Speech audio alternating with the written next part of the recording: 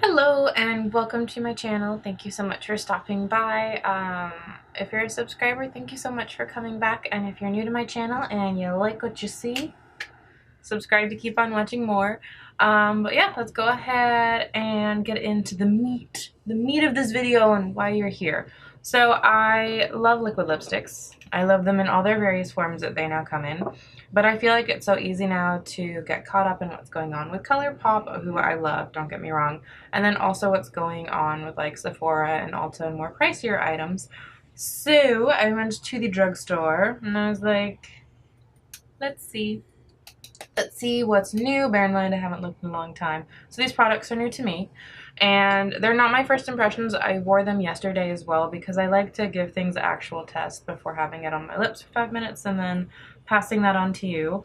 But I am going to be doing a review and swatch of 2 lip products that I found. Both of them claiming to be long wear lipsticks. The first one is going to be Revlon, and it's literally called the Revlon Ultra HD Matte Lip Color.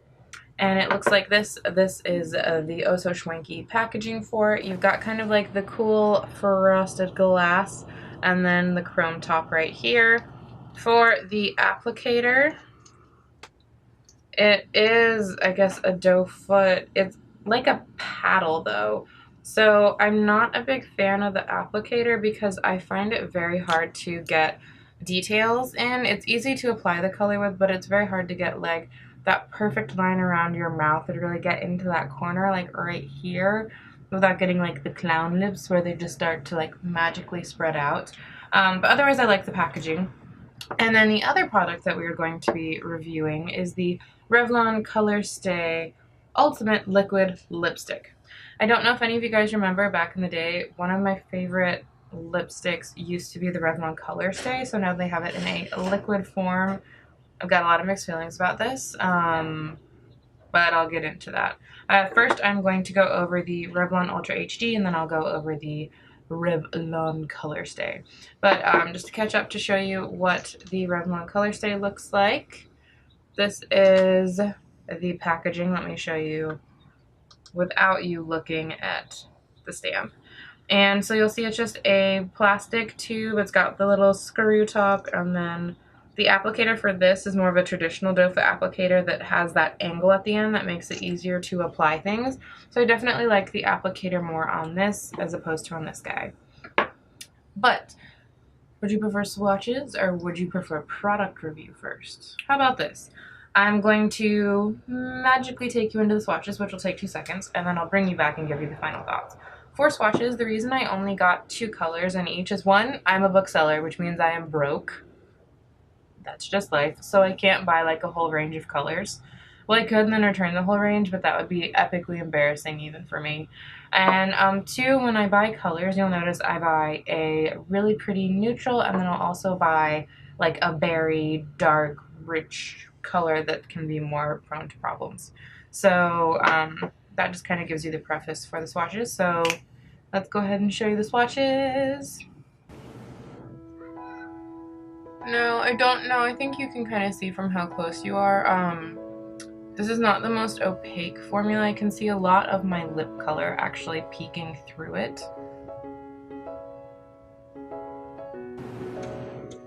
Okay, so it's not the best, but not the worst lip application in the world. I wanted to show you just with this color how it works so you can see it go on, see how it works, see how smoothly it does. So it's very easy to apply as far as it's not a drying formula or anything like that. That being said, it's not opaque. Okay, and moving into overvoicing, this color is just HD Forever. And now I'm going to swatch the other formula that we have, which is the Revlon Colorstay Ultimate. So you're just going to see me putting it on my lips right now. This is the first coat of the red color I'm putting on, which is called Top Tomato. And just quickly to recap on that other nude color I had in the other formula, same thing where it wasn't the most opaque. I could see my lip color peeking through, but it was quite comfortable and pretty on the lips. Tying into that, as you can see with my application of Top Tomato, it's really not opaque. Like, it's really, really sheer. So later in the video, you're actually gonna hear me mention how, oh, the Revlon Ultra HD Matte Lip Color was so opaque. That was very much in my mind, making a comparison to the lipstick I am putting on now versus the first two that you saw me swatch. So this is the first layer, and I'm going in right now with the second layer of Top Tomato. I will Top Tomato. I will say this formula layers beautifully. It really does, and it does build up coverage. So it was easy with second layers. It looked great and was really, really pretty, but it still looked more like a lip tint to me than it did like a lipstick. And it does dry down matte though.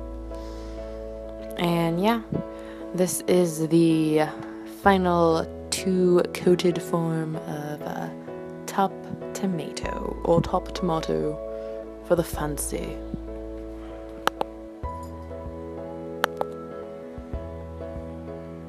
And so then the other color that I got is called Iconic Iris, and it's the same formula as the guy that we just tried on. As you can see, this is essentially my natural lip color completely peeking through, just with a pretty shine on it, so it was like a really sheer lip gloss on me.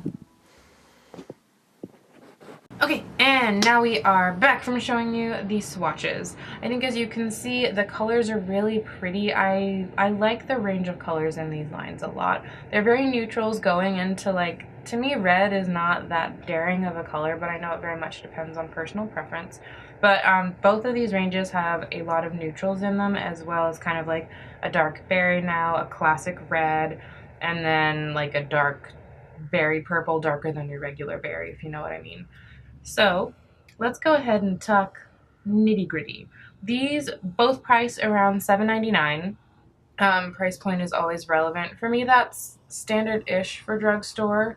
There are some that are higher, some that are lower, but I feel like a lot of them are around that price point now. And for the Revlon Ultra HD, the first thing that I would like to say is that this says matte lip color. To me, if you're giving me a liquid lipstick and you say matte on it, I'm expecting a dry down matte finish. These don't ever dry down. They do have a very nice softerable, wow. They have a nice, soft, comfortable wear on the lips. They are pigmented, they are very pretty, but they will never dry down all the way. They do move a bit as well. And what I mean by that is, like, they'll feather. If you're eating something, they can spread out and feather. And I'm totally fine with that. I actually really like it for a neutral color like this one, because it doesn't bother me. This is so neutral, like if a tiny bit creeps out, you're not gonna see it. And it's comfortable and pretty, so I love this kind of formula for neutral, where it's the more like a semi-matte, I guess, if you're being kind of honest about it. It's like a semi-matte, doesn't dry down all the way, very comfortable. But I do not like mattes as a general rule of thumb that don't dry down all the way in bright colors like this, because you see all the flaws. You see how the application wasn't as precise as it could have been. Every time the product moves, it's like you're leaving little fingerprints all over your face of just your day, because I wore this and it just moves. It moves, it's not pretty. It's not pretty. It doesn't stay in place. It doesn't give you the longevity that you want when you wear a lip color this bright. I literally like took a couple sips from a drink and ate, and a lot of it washed off. This is a very personal preference. I like my bright colors to truly dry down, stay on my lips, and not go anywhere. But if you want a comfortable formula, this is a great option. What I would suggest then is, if you do like this formula, especially with it getting colder, use a lip liner and then put this on the majority of your lips, but don't take the product all the way out to your, like, the end of the lip, and that'll help prevent the bleeding from it. So there's pros and cons. It's a good formula, but I don't like it for darker colors. So the next product then that we're going to talk about is the Revlon Colorstay, and these, I have such mixed feelings about this. Part of it is nostalgia, because the original Colorstays were the first lipsticks that I ever really bought and loved and fell in love with, because it was before matte was a big thing. It was before liquid lipsticks had blown up and taken over the world. And they're like Revlon Colorstay lipsticks. The old ones are legit like matte, will not go anywhere, stay on your lips. And they had a great color range. They were really drying, so if you had crusty lips, oh god, they looked so bad. But that did not matter to me at the time. So when I put this on, since I already have that connotation, I was expecting this to be a dry down matte, especially since it says Colorstay Ultimate. When you feel it though, it does dry down, but it has a tacky feel to it. And I personally cannot stand liquid lipsticks that dry down and still remain that tacky feeling. I much prefer that like soft velvet, fully dried down. It reminds me of some of Anastasia Beverly Hills. I believe some of her liquid lipsticks. I returned one once because they do dry down tacky, and that's a total personal preference. The tackiness for some people makes it more comfortable because it really doesn't dry down and like cement onto your lips, but for me, when I do this, and I can literally feel my lips like squish together, and then I can feel like the skin separate because my lips are sticking together because of the product. Woo! I can't do it. I can't do it. But if you like and are okay with a more tacky liquid lipstick, then I do recommend these. They are beautiful. I love this color. I absolutely love this color. This one is, just to reiterate, this is Top Tomato. And a couple things about it, while the HD Ultra ones, those mattes, which are not matte, while they were really pigmented and I could pretty much cover my lip in one swipe, they weren't the most pigmented, but they weren't bad and they were buildable. So these are buildable, and these are buildable as well. But while these give you decent coverage, if not amazing coverage, this, the first time you put this on, you see it in the swatch. It doesn't, there's like, no, the coverage on this is just, no, it's not great. It's very buildable, as you can see, but it reminds me more of a lip tint, if that makes sense to you. Because to me, this should be like a bright tomato red, hence the name of it, but it really reads more like a lip tint to me in the pigmentation, that a lot of my natural lip color seeps underneath it. And then with the lighter color that I got, the Iconic Iris, this one to me felt more like a semi-transparent gloss. This really didn't cover any of my lip color up, at all. It was really pretty, but I wouldn't consider it a lipstick unless you want a sheer lipstick. So that being said, these are really pretty, but yeah, those are the pros and cons to them. Also, I don't know if this affected it. I got ones that kind of have like a slight glitter in it, but they weren't marketed as glosses or anything different.